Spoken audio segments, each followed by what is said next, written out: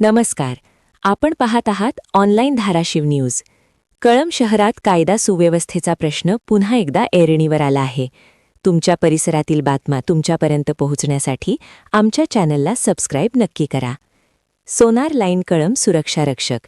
घटनेच्या अनुषंगाने कळंबच्या सोनार लाईन परिसरात रात्री अंदाजे 1:50 सुमारास सुरक्षा रक्षकावर अज्ञात व्यक्तीकडून चाकू हल्ला करण्यात आला आहे.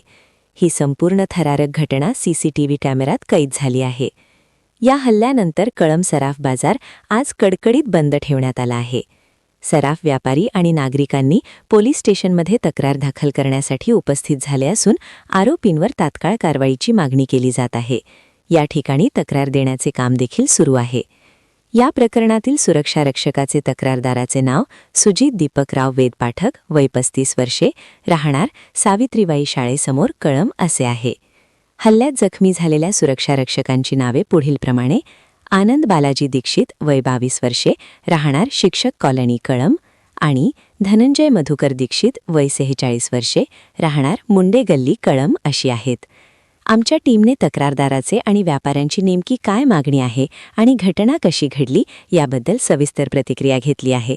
सविस्तर बातमी जाणून घेण्यासाठी व्हिडिओ शेवटपर्यंत नक्की पहा. शहराच्या मध्यवर्ती भागात घटना घडलेली आहे, त्यामुळे भीतीचे वातावरण निर्माण झाले आहे. आता पोलीस प्रशासन यावर काय कारवाई करते, आरोपींवर कधी अटक होते याकडे संपूर्ण कळंब शहराचे लक्ष लागले आहे. Online Dharashiv news, Dharashiv Kalamb. इथलेच आहेत का राहणार तुम्ही? हा, राहणार कळंब. काय घटना घडली रात्री? रात्री 10 रुपये मला पैसे मागायला. कोण होतं? संकेत सुनील करवरकर. हा, संकेत सुनील करवरकर. तुमच्या ओळखीचे आहेत का ते? हा, शेजारी ते गल्लीतले. म्हणजे आपल्या कळंब मधलेच आहेत ते? हा, कळंब मधला ते. नेमकी घटना कशी घडली? काय घटना कशी घडली? आलेला होता, ते मला पैसे मागत. किती पैसे मागितले? पैसे द्या म्हणून. हा, तुम्ही नाही म्हणल्यानंतर काय पुढं कसं झालं? पैसे द्या, मोबाईल द्या म्हणायला. हा, मी नाही दिले म्हणून मला मारलं. कुठं कुठं लागले तुम्हाला? दाखवा. वार केले. हातावर वार केले. कशाने केले? चक्र होते हातात. हा, तलवार होती. तुम्ही कुठे होता त्यावेळेस? मी सोबतच होतो. हा, मी धनंजय मधुकर दीक्षित. आम्ही रात्री नाईट ड्युटीला होतो. त्याने अचानक हल्ला केला आणि मी आडवत असताना माझ्यावर पण हल्ला केला, छातीवर मारहाण केली. मग तुम्ही हॉस्पिटलमध्ये गेला नाहीत का? हॉस्पिटलमध्ये गेलो होतो, पण ह्याला जास्त लागल्यामुळे ह्याच्याकडेच लक्ष दिलं. आता जाणार. मग आता गुन्हा दाखल केलाय का? हा, गुन्हा दाखल चालू आहे, प्रक्रिया चालू आहे. आरोपीला लवकरात लवकर. घटना किती वाजता संध्याकाळी घडली? 1:50 झाली. मग ते सीसीटीव्ही कॅमेरे फुटेज आहेत तिथं? ते घटने सगळे पुरावे हे सगळे आहेत, नावासहित आहे आरोपीच्या. घटना आता एक म्हणजे लुटण्याच्या उद्देशानं केली का एक जाणूनबुजून केली त्यांनी? लुटण्याच्या उद्देशानंच केली घटना. आणि आम्ही नाईट ड्युटीला असल्यामुळं दुकान त्याला काही उघडता आलं नाही, काही नाही, म्हणून हल्ला केलेला आहे. त्यानं प्रयत्न केला होता का त्यानं दुकान उघडण्याचा? किंवा आम्ही असल्यामुळे आमच्यावरच हल्ला केला ना. अगोदर हल्लाच केला त्यानं आल्या? मी सोडवत त्याला, त्याच्यावर हल्ला होत असताना मी सोडवत होतो. तो एकटाच होता का आणखीन काही सोबत होते? एकटा होता, नशेत होता. आणि त्याच्यावर हल्ला होत असताना मी सोडवायला गेल्यामुळं मला ही मारहाण करण्यात आली. तुम्ही कोण आहेत त्यांचे?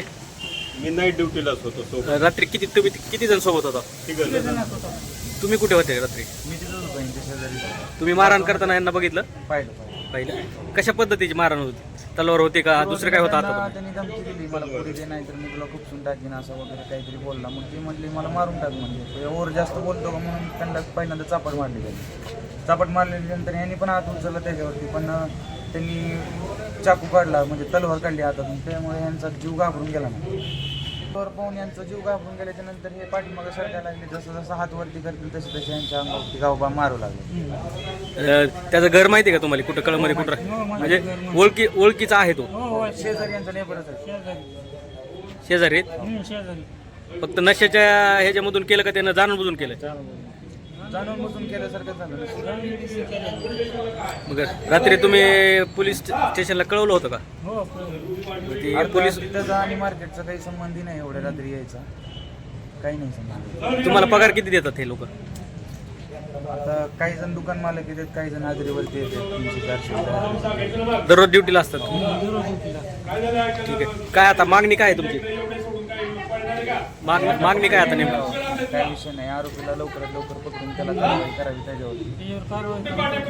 आणि विशेषतः म्हणजे हे यांना कोणी बघणार नाही सर घरामध्ये, त्याच्याकडून आणखीन एकटे करून सुद्धा खाते कृती आहे. सगळं.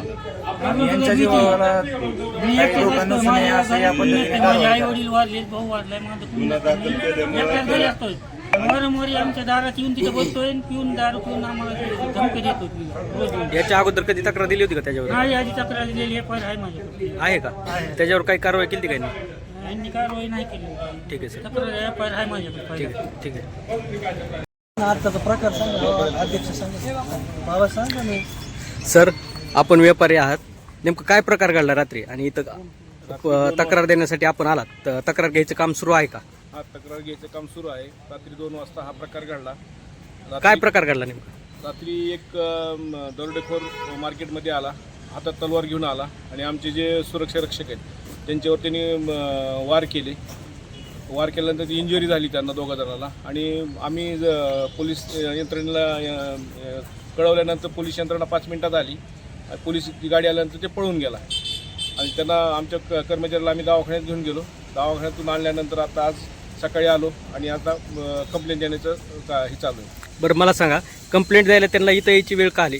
सिव्हिलला पण तक्रार देता आली असती ना तुम्हाला, तिथं घ्या का त्यांनी माणूस पाठवला नाही तसं? नाही, माणूस नाही पाठवा, आम्हीच घेऊन आलो इकडे. नाही, स्वतः त्यांची गाडी येऊन त्यांना दवाखान्यात दवाखान्यात घेऊन गेली ती. मग तक्रार तुम्हाला तिथं पण देता येत होती ना सर? रात्री नव्हतं, 2-2:30चा टायमिंग होता ना. नाही, पण पोलीस कर्मचारी ते बोलून घेतात, सिव्हिलवाले बोलून घेतात तक्रार तशी रात्री त्याला ज्याच्यावर हल्ला झाला त्याची मानसिकता नव्हती, तक्रार देण्याची. तक्रार देण्याची मानसिकता नव्हती, घाबरून गेला होता तलवारीनं जखमी झाल्यामुळे. त्याच्यामुळे मग आम्ही सकाळी त्याला स्वतः इथपर्यंत घेऊन आलो. मग आता काय मागणी तुमची सर्व व्यापाऱ्याची? मागणी आम्ही त्याच्याप्रमाणे त्याच्यावर योग्य ती प्रतिबंधात्मक कारवाई व्हावी. इथून पुढे आमच्याकडे असा कोणता प्रकार घडून घडू नये. मी प्रत्येक मालक 6 जण रोज गस्त घालते. मग जर कुणाची घरची काही अडचण असेल तर मग असे कोणी आम्ही बाहेरचे त्याला चार्ज वगैरे त्याच्या गरजेनुसार त्याला पैसे देतो आणि रात्री 12 ते 5 त्याला ड्युटी करायला लागते. त्याच्यामध्ये कालचा हल्ला झाला. मग आता प्रशासनाकडे पोलीस प्रशासनाकडून गुन्हा दाखल करण्याचं काम सुरू आहे का? हां, व्यवस्थित त्यांनी सकाळपासून आम्हाला रिस्पॉन्स देतात. रात्री पण API पुणगे मॅडम होत्या, 5 मिनिटात त्यांनी फोन केल्यानंतर त्यांचे भरपूर म्हणजे आम्हाला तिथं सहकार्य मिळालं. जवळपास 2 तास आम्ही त्याचा रात्री शोध घेत होतो सगळेजण, पण ते रात्री मिळाला नाही. CCTV फुटेजची पण आहे, यंत्रणा CCTV सक्रिय आहे. सक्रिय. मग ते तपास लागेल असं वाटतंय का तुम्हाला? तपास लागलेला आहे जवळपास. बाकीचं FIR ची प्रक्रिया चालू आहे. ते सगळं झाल्यानंतर ते तुम्हाला सांगता येईल त्याचं नाव वगैरे. आणि सर, आज आपण बंद पाळला आहे, हां. तो आता कधी म्हणजे दुकानं सुरळीत कधी सुरू होतील? गुन्हा दाखल झाल्यानंतर आम्ही पूर्ण प्रक्रिया संपल्यानंतर आम्ही आमचे दुकान उघडणार. धन्यवाद सर.